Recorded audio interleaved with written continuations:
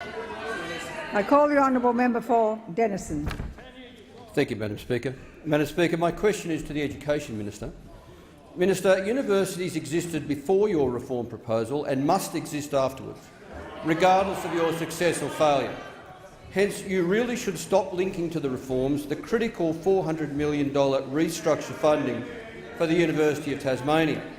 So, Minister, will you now act in the public interest and commit to that funding, or do you intend to promise it closer to the next election in a cynical move to try and save the 3 Tasmanian Liberal Party amigos?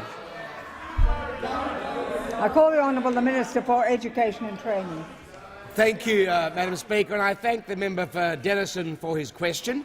Quite frankly, I'm rather surprised by it, because the very reforms that the member for Denison talks about are the ones that would have allowed the University of Tasmania to go ahead with its restructure of its university.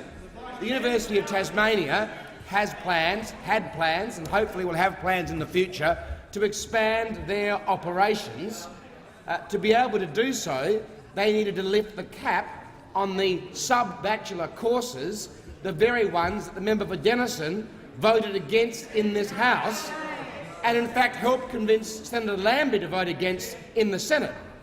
Now, for the University of Tasmania to successfully restructure and fill those campuses that they wanted to build, they needed to lift the cap on the pre-degree places that were going to be the cause for those campuses to exist.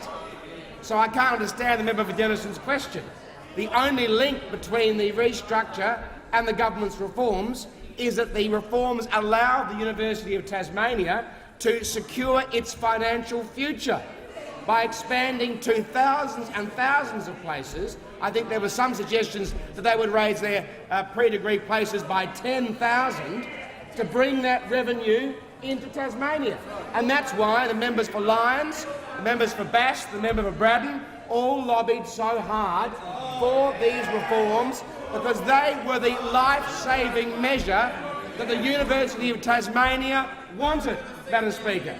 In fact, regional universities would have been the big winners from the government's higher education reform if it had passed the Senate. Scott Bowman, the Vice-Chancellor of the University of Central Queensland, he put it best when he said if regional Australia had any hope of ever catching up with City Australia in university participation, it would be through an uncapped student system in a deregulated market. Now, his university is exactly the same as the University of Tasmania in that it needs to be able to have an uncapped, deregulated market for the pre-degree places if it is to gain the extra revenue that it needs to invest in excellent teaching and research.